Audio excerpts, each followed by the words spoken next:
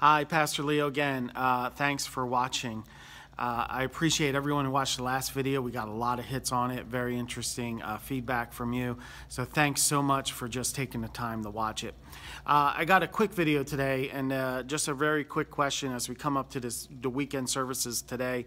That will be Saturday night and Sunday morning this weekend. As we're coming up to them today, I just have a quick question for you.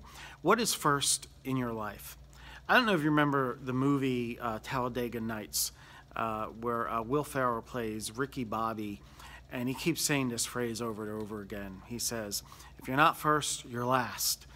Well, I don't know if that's exactly true, but that was the phrase that was used in the movie over and over again.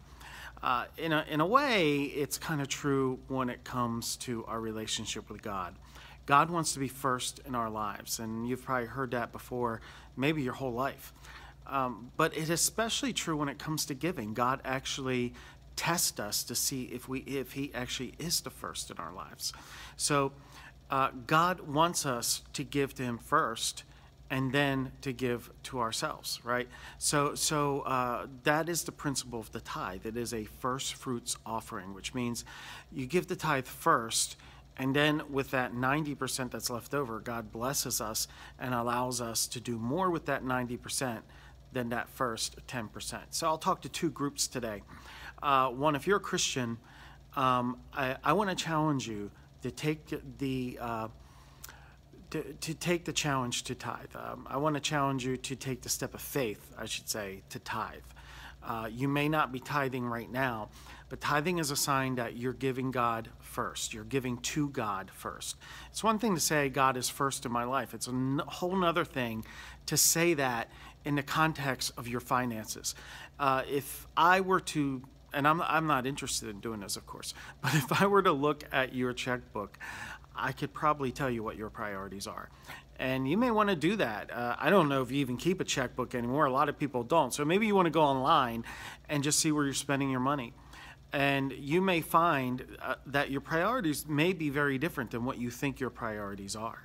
And so when we walk around and we say, God is first in my life, and we don't even give that first 10%, that first fruits offering, that means in an agricultural society, they would take the first fruits that would come up, and instead of paying all their bills with it, and remember, they're waiting this whole season for the harvest to come.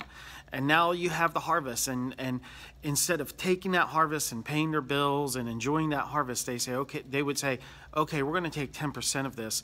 We're going to give it to the temple. Really what they were doing is they were giving it to God. God called it mine, actually. He said, bring the tithe, my tithe, to the storehouse. So God actually says He owns it. In fact, He uses really strong language. He says, will a man rob God? And so we may actually be robbing God. You know, if you steal from someone, I hope you don't, but if you do, you're probably going to sneak into their house when they're not home. That's a thief. A robber is someone that's very different. A robber is someone that gets a gun out, gets a knife out, or a club, stands in front of someone and says, give me your money. And so a robber is different than a thief. God said, will you rob me? And so when we're not giving of our tithe, the Bible is actually saying we're robbing God. We're looking Him right in the face and saying, give me your money. Well, that's strange, huh?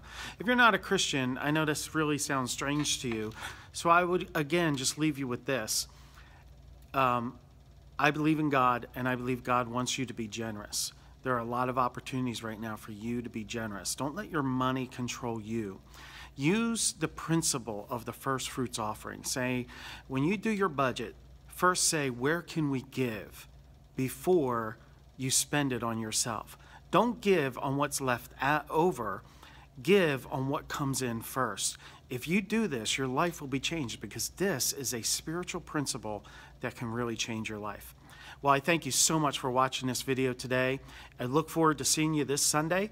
Also Saturday night. So Saturday night at 7 p.m., Sunday morning at 10:30. We look forward to seeing you guys. We're so excited in what God is doing at First Assembly. Remember, the West Wildwood Bible Church people are going to be coming in and officially becoming part of our church on Sunday morning, and that will be the first official day of the church merger between First Assembly of God and West Wildwood Bible Church.